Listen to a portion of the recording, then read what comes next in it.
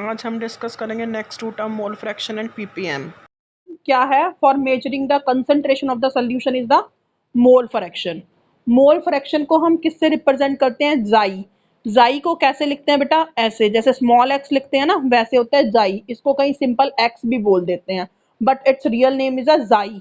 Mole fraction क्या होता है? Mole fraction of any component in the solution is equal to the number of moles of that component divided by the total number of moles of all the component। यानी कि mole fraction क्या है? जैसे मैंने बोला कि let's suppose one solution having a two component. अगर एक सोल्यूशन है और सोल्यूशन में दो कंपोनेंट है, कौन से? Solute and solvent. अगर मैंने कहा सोल्यूट के n1 नंबर ऑफ मोल्स हैं, यानी कि सल्यूट के कितने नंबर ऑफ मोल्स हैं? n1। और सॉल्वेंट के कितने नंबर ऑफ मोल्स हैं? हमने कहा वो n2 है। तो अगर हमने मोल फ्रैक्शन निकालना है, mole fraction of solute calculate करना है, तो क्या कहती है डेफिनेशन? कि number of moles of solute, number of moles of solute divided by the total number of moles in solution. अब इसका मतलब क्या हुआ? Number of moles of the solute क्या हुआ? Means n1। अब अगर मैं total number of moles of solution की बात करूं, तो सोल्यूशन आपको पता है सोल्यूशन किससे मिलके बनता है? Solute plus solvent. तो सोल्यूट के नंबर ऑफ मोल्स n1 है, सॉल्वेंट के क्या है? n2। तो टोटल सोल्यूशन के कितने हो गए नंबर ऑफ मोल्स? हम लिख सकते हैं n1 प्लस n2, क्योंकि सोल्यूशन इक्वल टू क्या है? Solute plus solvent. तो total number of moles present in a solution is equal to n1 plus n2। तो डिवाइडेड बाय क्या हो जाएगा? n1 plus n2। और मोल फ्रैक्शन सोल्यूट का निकालना था, इसको जाई लिखा।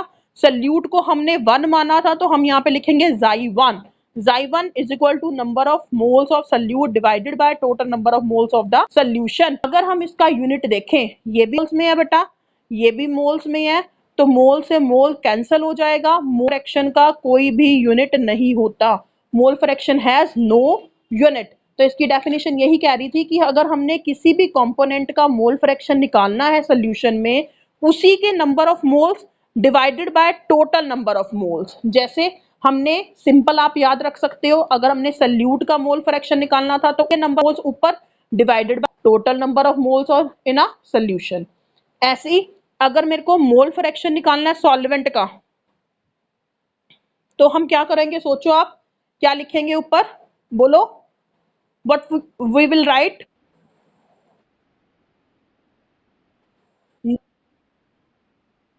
Number of, yes, number of moles of solvent divided by total number of moles of solution। means mole fraction of salt is represented by I2 is equal to N2 divided by N plus N2, and mole fraction having a no unit। इसके साथ साथ you have to remember one more term which is a very important। क्या है वो? the sum of the sum of mole fraction of all the component in a solution is unity, और you can say one. Means कि अगर हम बात करें जो सोल्यूशन है, सोल्यूशन किससे मिलके बना हुआ है? Solute plus solvent, which I told earlier, the fraction of solute is 1 and the fraction of solvent is 2। So this term said that the mole fraction of solute plus the mole fraction of the solvent is equal to 1। Means कि एक solution में जितने भी component होंगे, उन सारे component का सम of mole fraction वो हमेशा किसके इक्वल होगा? यूनिटी के इक्वल होगा, वो 1 के इक्वल होगा। ये वाली टर्म आपने याद रखनी है। अब देखो इसकी डेफिनेशन मैंने आपको बता दी है। यूनिट इसका कोई भी यूनिट नहीं है, we can say no unit. अगर मोल फ्रैक्शन यूट निकालना है, मैंने आपको मेंशन कर दिया, यहाँ पे Xy2 माना है, N2 divided by N1 plus N2। I hope आप सबको समझ आ गया होगा बेटा। Now the next term is ppm. What is the full form of ppm? P for parts, P for per, M for million, parts per million। What it's means कि million का एक part. अब पीपीएम में हम conception किसकी major करते हैं? जो हमारे पास बहुत ही डाइल्यूट सॉल्यूशन होते हैं। डाइल्यूट सॉल्यूशन मतलब कि जिन भी सॉल्यूशन में सॉल्यूट की कंसंट्रेशन बहुत ही कम होती है, सॉल्यूशन की कंसंट्रेशन को हम पीपीएम में मेजर करते हैं। तो यहाँ पर मैंने मेंशन भी किया हुआ है, the concentration of a very dilute solution. What is the meaning of this dilute solution? Means in which the amount of the solute is less, जिसमें सल्यूट बहुत ही कम अमाउंट में होता है, सॉल्वेंट ज्यादा होता है, उसको हम बोलते हैं डाइल्यूट सॉल्यूशन। और ऐसे सॉल्यूशन की कंसंट्रेशन को हम पीपीएम में मेजर करते हैं। What is the formula of PM? की mass of A, mass of A means the mass of solute, कि सल्यूट का कितना मास प्रेजेंट है उस सॉल्यूशन में, मल्टीप्लाई विद 10⁻⁶ मींस कि 1 बिलियन का जो एक पार्ट है वो पार्ट है सल्यूट, और उस कंसंट्रेशन किस में मेजर कर रहे हैं? पीपीएम। तो जैसे अगर एटमॉस्फेयर में जो भी पॉल्यूशन है, अगर हम एटमॉस्फेयर में कॉम्बिनेशन ऑफ एयर है तो उसमें नाइट्रोजन गैस ज्यादा होती है 71%, उसके बाद ऑक्सीजन होती है 20%, उसके बाद हमारे पास कुछ और गैसेस होती हैं जैसे कार्बन डाइऑक्साइड होगी, कार्बन मोनोऑक्साइड होगी, तो बाकी और भी गैसेस होती हैं जैसे सल्फर डाइऑक्साइड, नाइट्रोजन डाइऑक्साइड है, हमारे पास कार्बन मोनोऑक्साइड है, सल्फर ट्राइऑक्साइड है।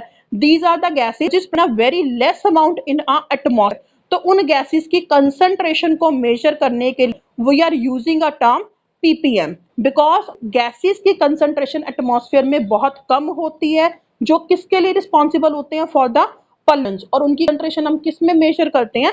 पीपीएम में मेजर करते हैं। आई होप बेटा आपको ये आ गया होगा what is the meaning of ppm. See two more formulas this helpful in a numerical. What is the relationship between molarity and of a solution of an acid or base?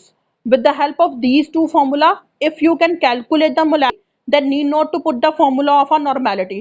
With the help of a molarity formula, you can directly calculate the normality.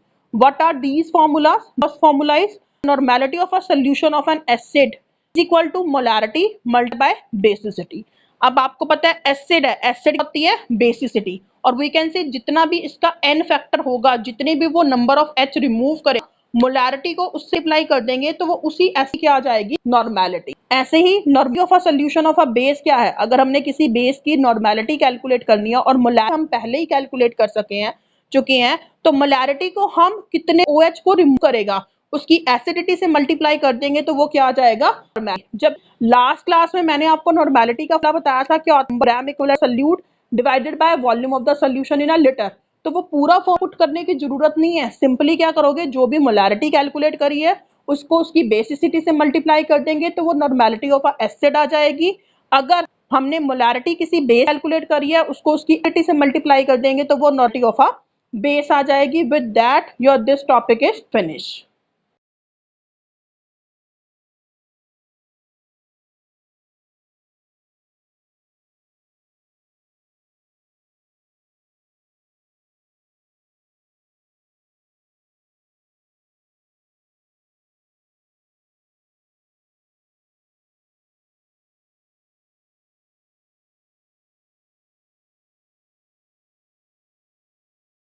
Is calculation of a percentage.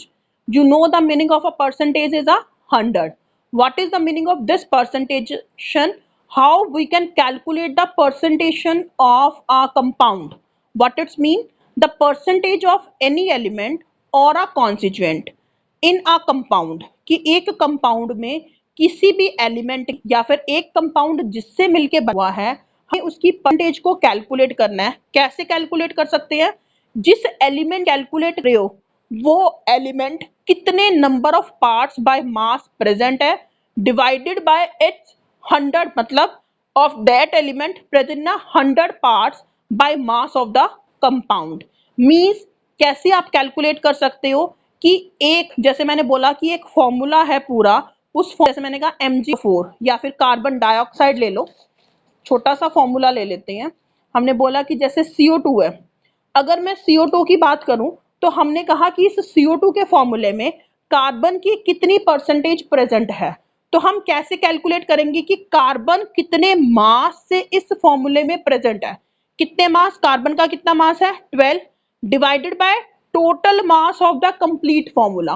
Total mass कितना होगा CO2 का? Carbon का 12, oxygen का 16 multiply by 2, total आ जाएगा 44। For percentage we are multiplying with 100।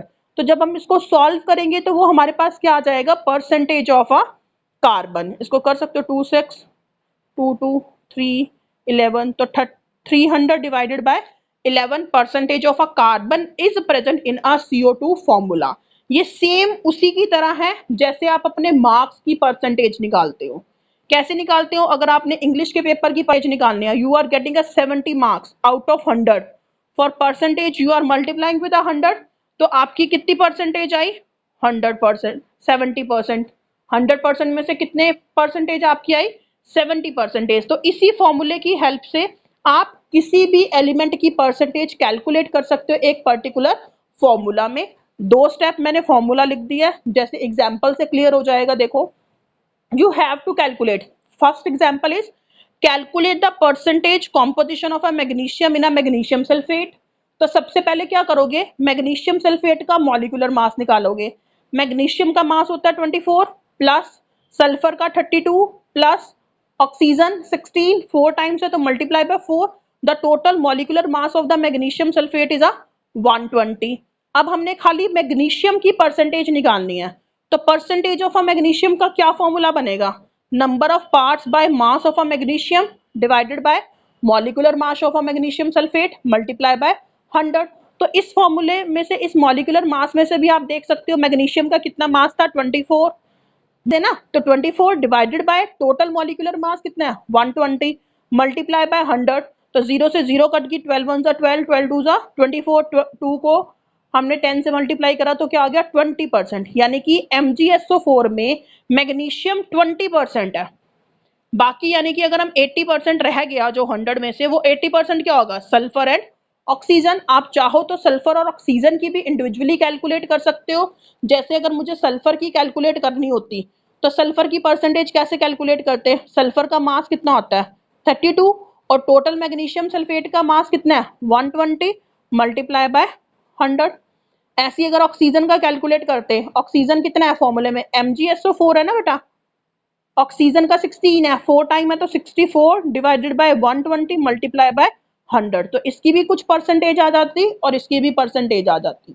अगर आपने calculate करना है कि हमारा आंसर ठीक आ रहा है, तो आप उन तीनों परसेंटेज को ऐड करोगे तो वो हमेशा 100 आना चाहिए। आपको पता चल जाएगा कि जो आपकी कैलकुलेशन है वो क्या है, ठीक है। क्लियर है बेटा। एक और न्यूमेरिकल देखो क्या है, example second, calculation the percentage of a water of crystallization in the sample of a blue vitriol.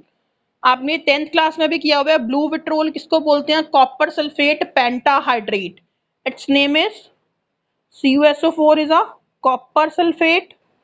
For 5 you are using a penta, for water you are using a word pentahydrate। Copper sulphate blue colour का होता है, इसी वजह से हम इसको blue vitriol बोलते हैं। वो कह रहे हैं अब हमने इसमें किसकी परसेंटेज कैलकुलेट करनी है, वाटर ऑफ क्रिस्टलाइजेशन। और वाटर ऑफ क्रिस्टलाइजेशन कितने हैं इसमें, 5H2O, मीन्स 5H2O की हमने परसेंटेज कैलकुलेट करनी है। तो पहले आप इसका पूरे का मॉलिक्यूलर मास कैलकुलेट करो, कॉपर सल्फेट 5H2O का। कॉपर का मास 63.5, सल्फर का 32, ऑक्सीजन का 16 मल्टीप्लाई बाय 4 प्लस 5, और पूरे H2O का कितना होता है 18, 16 प्लस 2 18, तो मैंने डायरेक्ट 18 लिख दिया। तो इस कंप्लीट को आप सॉल्व करोगे, इट्स इक्वल टू 249.5। अब आपने वाटर की परसेंटेज निकालनी है, तो खाली वाटर कितने पार्ट्स में प्रेजेंट है, बताओ मेरे को, in how many parts the water is present, 90, yes 90। क्यों, क्योंकि H2O का मास 18 है, 5 टाइम्स है तो मल्टीप्लाई बाय 5, तो इट इज अ 90। तो परसेंटेज ऑफ अ वाटर कैसे कैलकुलेट करेंगे, 90 divided by 249.5 multiply by 100, solve करेंगे तो we will get 36.07%। By this formula और by this technique you can calculate the percentage of any element in a one compound या फिर in a one formula. These are the questions for problem for practice. You can take the screenshot